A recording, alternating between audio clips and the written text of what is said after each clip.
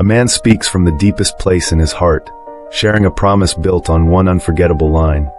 If she lives to be 100, he wants to live to be 100 minus one day, so he never has to face a day without her.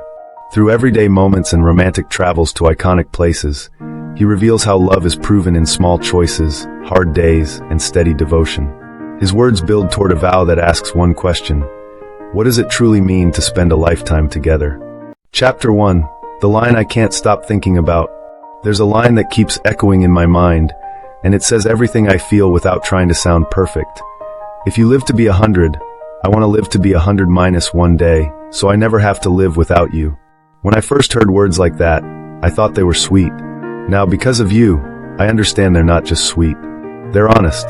They're a little scary, because they admit the truth, that loving you has changed what I want from time. I don't just want big romantic moments. I want the ordinary ones that nobody posts about. I want your sleepy voice in the morning. I want your laugh when something silly happens in the kitchen. I want the way you look at me when you're trying to pretend you're not impressed, but you are. I want the quiet seconds when we don't need to talk because your hand in mine says enough. And I need you to know something. I'm not saying this because I'm trying to be dramatic. I'm saying it because you've become my home. Not a place, a person. The safest place my heart has ever known. So if we get 100 years, I'm not asking for more than that. I'm only asking for one thing. Let me spend them with you. All of them. Right up to the last full day. Chapter 2. I fall for you in the smallest moments. People think love is proven in big gestures. A trip. A gift. A perfect speech. But the truth is, I fall for you again in the smallest moments. I fall for you when you remind me to drink water like I'm somebody you plan to keep around for a long time. I fall for you when you call me out, not to hurt me, but to help me be better. I fall for you when you're tired and still ask me how my day went, because you care even when it costs you energy. I've watched you handle life with a kind of strength that doesn't need attention. You just do what needs to be done, and you don't always see it, but I do. I notice everything. The way you show up for people. The way you try again after a hard day. The way your love isn't loud, but it's steady. And when I picture growing old, it's not some blurry idea. I can see it clearly, us making coffee. Us teasing each other about who forgot to buy groceries. Us taking evening walks even when we move slower. Us learning new things because we refuse to stop living. That's why that 100 minus one day line hits me so hard. Because it's not about being afraid of the end. It's about being grateful for every normal day in the middle. The days that build a life. Chapter 3. The world is beautiful, but it's better with you. I used to think the world was what made people feel alive. The cities, the views, the bucket list places. And yes, the world is beautiful. But then I started seeing it through you. Standing beside you, even the cold air in the mountains feels warm. Even a crowded street feels private when you look at me like I'm your choice. Even silence becomes something I want, as long as you're in it. I don't care if we're dressed up or in casual clothes. I don't care if we're eating at a fancy restaurant or sharing something simple on a couch. If you're there, it counts. If you're there, it's a memory. And I want to give you memories on purpose. Not to prove anything to anyone, but to give our future something to hold on to. I want photos that aren't just pretty, but true. The kind where you can see it on our faces. We're not pretending. We're not performing. We're building something real. I want the kind of love that can travel the world and still feel most at peace in a quiet room. The kind of love that doesn't depend on a setting.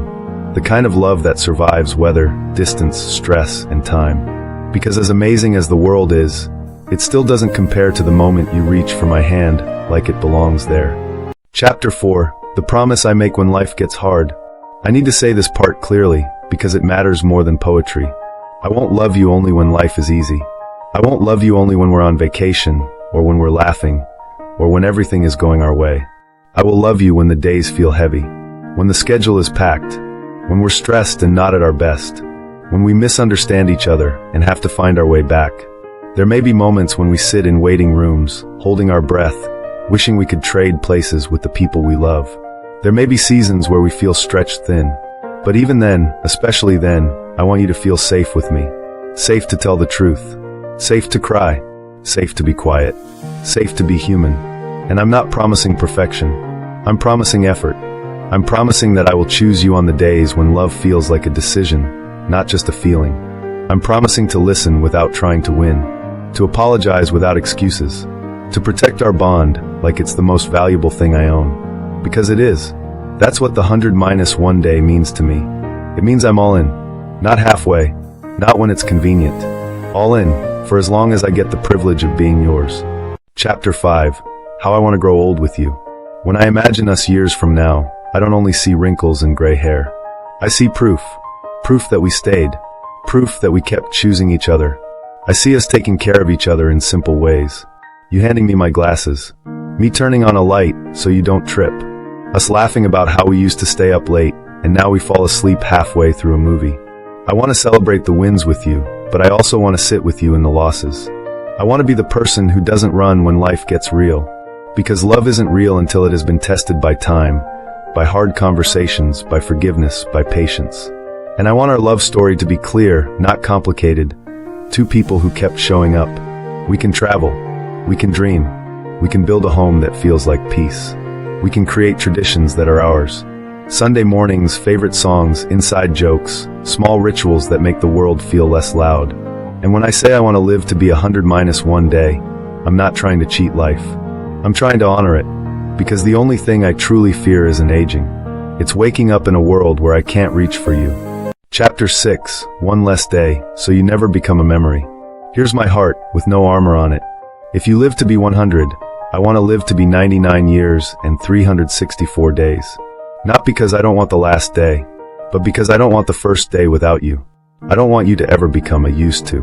I don't want to say, she used to laugh like this, or she used to sit right there. I don't want to walk past our places and feel empty. I don't want to hold my own hand at night and pretend it's fine. I want a lifetime where, even at the end, I still get to love you in the present tense. So this is what I'm asking you, with all the strength and softness I have. Let's make a love that lasts. Let's build it in the small moments and protect it in the hard ones. Let's be the couple that proves true love is not a myth, not a trend, not a lucky accident, but a daily choice. Let me be your peace. Let me be your safest place. Let me be the man who still looks at you like this after decades, like the first day never stopped. And if time gives us 100 years, then I want 99 years and 364 days, because loving you is my life, and I don't want to live without it. If this speech touched your heart, don't leave yet. Subscribe to the channel, turn on notifications so you don't miss the next story, and give this video a like because it helps more people find it. Comment what line meant the most to you, and share this with someone you love or someone who needs to hear it today.